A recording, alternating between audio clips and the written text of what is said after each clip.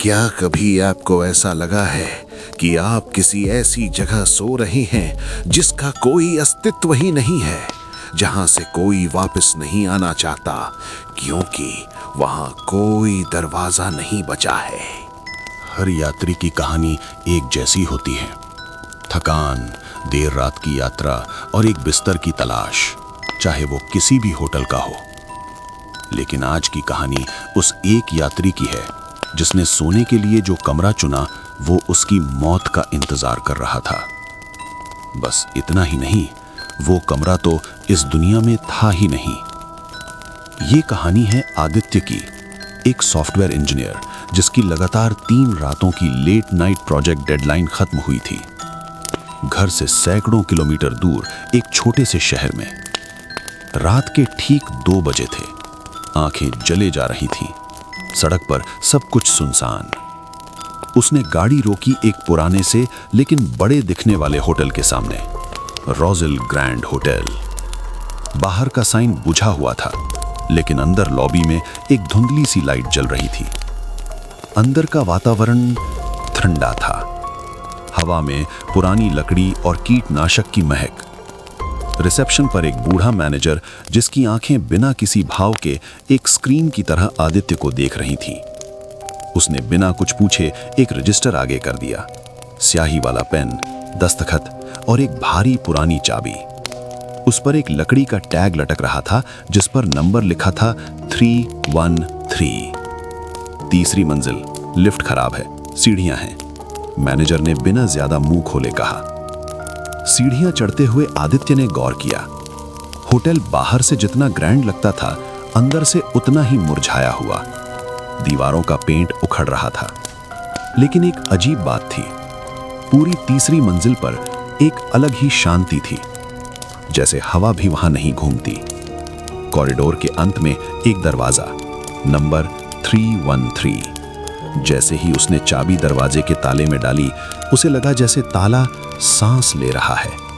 एक आह भरी। दरवाजा खुला। अंदर का कमरा बिल्कुल अलग था।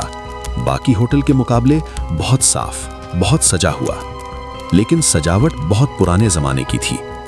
गहरे लकड़ी के भारी भरकम फर्नीचर, एक बड़ा ओक वुड का अलमारी और दीवारों पर फूलों की बेलों वाला एक विचित्र सा वॉलपेपर, गहरे लाल और सुनहरे रंगों का। यह वॉलपेपर इतना विस्तृत था, आदित्य को लगा जैसे फूल दीवार से बाहर आ रहे हों। कमरे में एक अजीब सी गर्माहट थी, बाकी होटल की ठंडक के बिल्कुल उलट। उसने एसी चेक लिया, बंद था। फिर भी थकान इतनी जबरदस्त थी कि उसने ज्यादा सोचा नहीं, बस बिस्तर पर गिरा। बिस्तर भारी गद्दे वाला, बहुत आरामदायक। उसे तुरंत एक गहरी बेहोशी जैसी नींद आ गई। लेकिन नींद वहां नहीं थी। वहां था सिर्फ सपना, एक भयानक सपना। वो उसी कमरे में खड़ा था, पर अब कमरा भरा हुआ था धुएं से, गाढ़े काले, आंखों में चुभने वाले धुएं से। वो सांस नहीं ले पा रहा था। दूर कमरे के कोने से आग की लपटें उठ रही थीं और उन लपटों के बीच शैडो, इंसानों के शैडो। वो हिल नहीं रहे थे, बस खड़े थे और देख रहे थे उसे।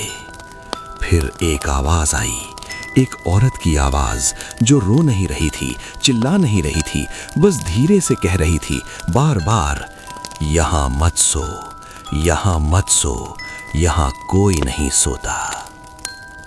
आदित्य की आंख एक झटके में खुली। वो बिस्तर पर बैठ गया। सीना धड़क रहा था, पसीने से तरबतर। पूरा कमरा धुंधला सा दिख रहा था। सुबह का उजाला खिड़की के पर्दों से झांक रहा था, लेकिन वो आवाज, वो अभी भी उसके कानों में गूंज रही थी। उसने चारों तरफ देखा। कमरा वैसा ही था, साफ, शांत, कोई धुआं नहीं, कोई आग नहीं। लेकिन उसकी नाक में एक गंध चुभ गई, जली हुई लकड़ी की हल्की सी गंध। वो तुरंत सामान समेट कर नीचे उतरा। रिसेप्शन पर वही बूढ़ा मैनेजर खड़ा था। आदित्य ने गुस्से और डर से कांपती आवाज में शिकायत शुरू की, उस कमरे में कुछ गड़बड़ है, मैंने भयानक सपना देखा, आग, धुआं और कोई बोल रहा था। मैनेजर की भौएं तन गईं। उसने पूछा, कौन सा कमरा? 313, 3री मंजिल का आखिरी कमरा, उस भयानक फूलों वाले वॉलपेपर वाला, उस भारी ओक वुड के बेड वाला। आदित्य के हर शब्द के साथ मैनेजर का चेहरा एक खाली कैनवस की तरह सफेद पड़ता गया। उसकी सांसें तेज हो गईं। उसने रजिस्टर पलटा, फिर आदित्य की तरफ देखा जैसे वो कोई भूत हो। उसने धीरे से एक बुझी हुई सी आवाज में कहा, श्रीमान, हमारे होटल में कोई कमरा नंबर 313 नहीं है। तीसरी मंजिल पर कमरे 310 तक ही हैं। उसके आगे कुछ भी नहीं है। आदित्य का सिर चकराने लगा। ये कैसे हो सकता है? मैं यहाँ सोया हूँ। ये लो चाबी। उसने चाबी टेबल पर पटकी। मैनेजर ने चाबी उठाई। उस लकड़ी के टैग को देखा।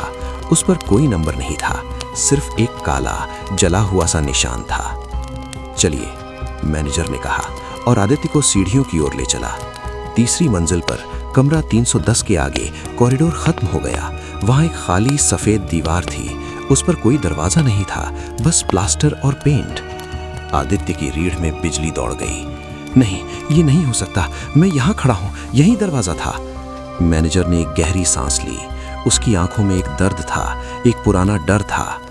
1978, वो बोला, आवाज लगभग फुसफुसाहट में। इस होटल में एक भयानक आग लगी थी।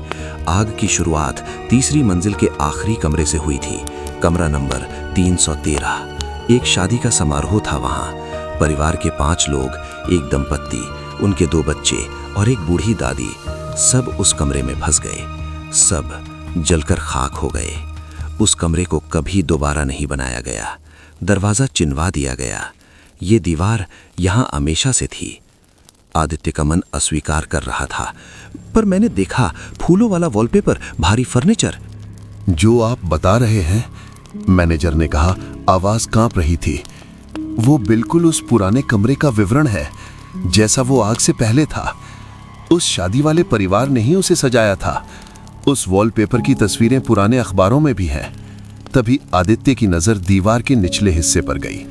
सफेद पेंट के नीचे एक धुंधली सी रेखा दिखाई दी, एक दरवाजे के फ्रेम का आकार, और उस फ्रेम के बीचों बीच दीवार पर एक हल्का सा धब्बा, एक जले हुए काले रंग का निशान, ठीक उसी जगह जहां आदित्य को याद था कि कमरे में बेड का सिरहाना था। उसने अपना हाथ दीवार पर रखा।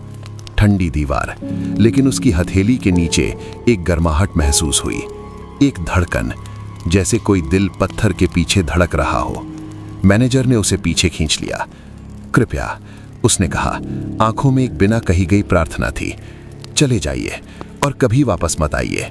वो लोग, वो अभी भी फंसे हुए हैं, और कभी कभी जब कोई बहुत थका हुआ, बहुत निराश होता है, तो होटल उन्हें एक दरवाजा दे देता है, उनके कमरे का दरवाजा, ताकि वो अकेले ना रहें।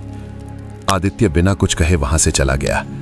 उस रात उसने अपने शहर के घर में अपने बिस्तर पर गहरी नींद सोने की कोशिश की, लेकिन नींद नहीं आई, क्योंकि जैसे ही उसने आंखें बंद की, उसे वही गंध आई, जली हुई लकड़ी की। और दूर, बहुत दूर, एक टेलीफोन की घंटी बजी, जैसे कोई कॉल कनेक्ट हो रही हो। फिर उसकी आंखों के सामने अंधेरे में धीरे धीरे एक पैटर्न उभरने लगा, गहरे लाल और सुनहरे रंगों का, फूलों की बेलों का। उसका अपना बेडरूम का वॉलपेपर धीरे धीरे बदल रहा था, और वो पुराने जले हुए कमरे का वॉलपेपर बनता जा रहा था। उसने चौंक कर आंखें खोली।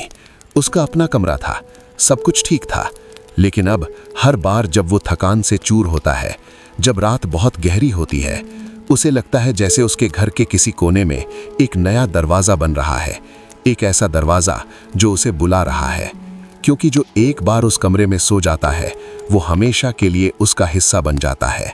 वो कमरा नंबर 313 खोया नहीं है, वो बस इंतजार कर रहा है अपने अगले मेहमान का।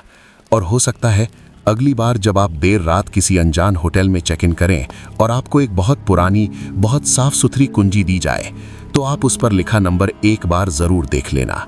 कहीं ऐसा ना हो कि वो नंबर इतिहास के उन पन्नों से आया हो जिन्हें हमेशा के लिए बंद कर देना चाहिए था।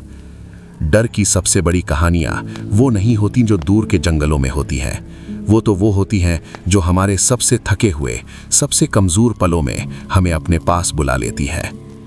ऐसी ही और दुनिया के डरावने राज जानने के लिए चैनल को सब्सक्राइब जरूर करें, क्योंकि कभी कभी सच्चाई उस दरवाजे के पीछे होती है जो कभी खुलना ही नहीं चाहिए था। Subscribe for more chilling tales.